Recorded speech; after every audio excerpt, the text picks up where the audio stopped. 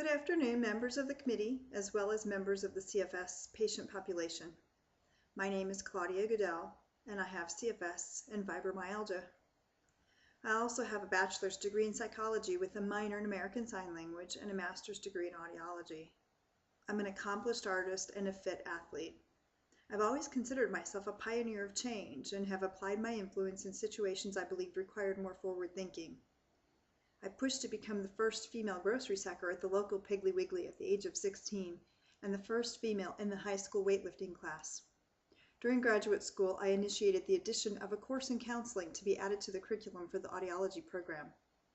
Following an 8-year career in audiology, I enjoyed 3 successful years working in the pharmaceutical industry, where I was recognized and rewarded by my peers and management until CFS made this impossible. I fought the onset of CFS like a lion. In the face of unrelenting fatigue and constant pain, I continued to push myself to go to work until I no longer could. I battled cognitive dysfunction while working as a pharmaceutical representative, not understanding why I was suddenly struggling to recall standard vocabulary. Standing upright became difficult. Although my doctors and I suspected CFS, this diagnosis would not come for months, as I was constantly pressured by my company to return to work or resign. I was told that a diagnosis of CFS would entitle me 3 days off. However, a diagnosis of depression or cancer would allow more.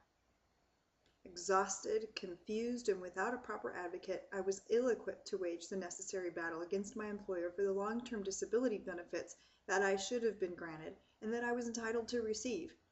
Instead, I was forced to resign. Unrelenting fatigue and disabling pain shattered my ability to be a traditional wage earner and forced me to receive a pittance of a monthly disability check. CFS reduced me from the rewarding position of a professional to the unfamiliar territory of being completely dependent on my husband for income and health insurance. With my limited functional time, I'm forced to complete the necessary mundane tasks while sacrificing the things that bring me joy. Pacing my energy has become a daily practice. There is a constant question of whether I will get enough sleep, proper nourishment, and sufficient water intake to stave off the secondary issues of a sleep disorder, chronic migraines, irritable bowel syndrome, and chronic infections. In addition to supplements, I rely on a prophylactic prescription medication to treat migraines and chronic pain. Western medicine offers little or no solutions to this situation, so instead I have been forced to seek treatment through methods such as weekly therapeutic massage, acupuncture, chiropractic treatments, yoga, and meditation. CFS is a thief of time that reduces a functional day to a fraction of that of a normal, healthy person. It is an energy crisis that forces us to sacrifice the things that bring us joy and are often taken for granted.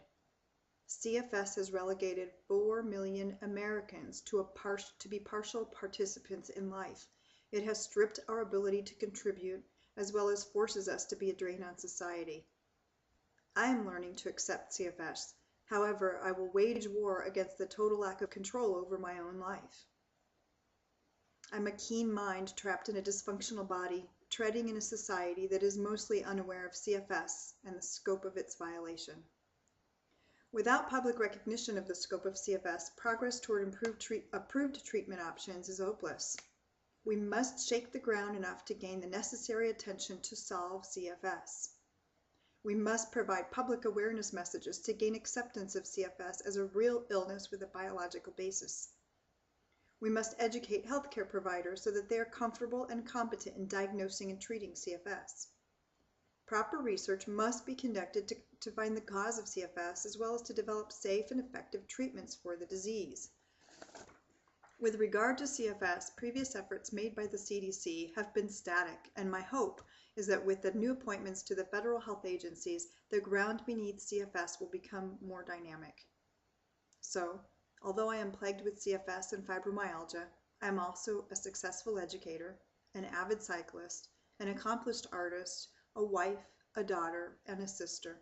I implore this committee to hold the CDC accountable for their past negligence, as well as their future direction of the CFS research program. Thank you very much.